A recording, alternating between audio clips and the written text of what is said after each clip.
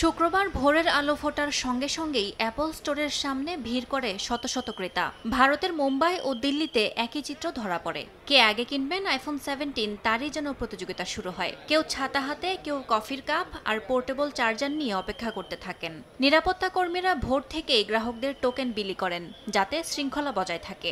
লম্বা লাইনে অপেক্ষা শেষে একে একে দোকানে ঢুকতে থাকেন ক্রেতারা। সবার আগ্রহ একটাই, কাঙ্ক্ষিত নতুন আইফোন হাতে পাওয়া। স্থানীয় গণমাধ্যম জানায়, দোকান খোলার আগেই ভিড় এতটাই বেড়ে যায় যে ক্রেতাদের সঙ্গে ধাক্কাধাক্কিও লেগে যায়। তবে ভেতরে ঢুকে একে একে সবাই নতুন মডেল হাতে পেয়ে উচ্ছ্বাস প্রকাশ করেন। বিশ্লেষকরা বলছেন, বৈশ্বিক বাজারে বাণিজ্যিক অস্থিরতা আর শুল্ক চাপের মধ্যেও ভারত অ্যাপলের জন্য অন্যতম প্রধান বাজারে পরিণত হয়েছে।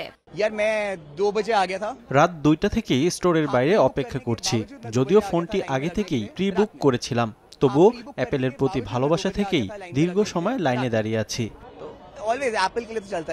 ভারতের পাশাপাশি চীনেও অ্যাপলের নতুন আইফোনের চাহিদা তুঙ্গে। শুক্রবার সকালে বেইজিংয়ের অ্যাপলের ফ্ল্যাগশিপ স্টোরের সামনে ছিল উপচে পড়া ভিড়। সকাল 9টার মধ্যেই প্রায় 300 মানুষ লাইনে দাঁড়িয়ে থাকেন। বেশিরভাগই এসেছেন আগে থেকে অনলাইনে বুক করা আইফোন সংগ্রহ করতে। ক্রেতাদের জন্য আইফোনের সবচেয়ে বড় আকর্ষণ উন্নত ক্যামেরা সিস্টেম, অত্যাধুনিক স্টাইল ফটোগ্রাফি, সহজে পোর্ট্রেট ল্যান্ডস্কেপ বদলানো আর নতুন অ্যাকশন মোড ক্রেতাদের দারুণভাবে আকৃষ্ট করছে। অনেকে বলছেন, ছবির গুণগত মানই এই আইফোনকে অন্য ফোন থেকে আলাদা করেছে। নতুন হ্যান্ড জেস্টার ফিচার শারীরিক প্রতিবন্ধীদের জন্য বড় সহায়তা হবে, আর এআই ফিচার আপাতত চীনে না থাকলেও ভবিষ্যতে চালু হবে বলে আশা করছেন ব্যবহারকারীরা।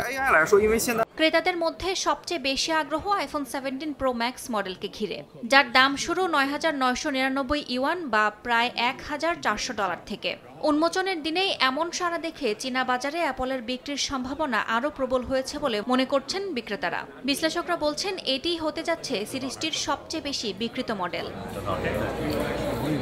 ইয়াসমিন অনন্যা, সময় সংবাদ।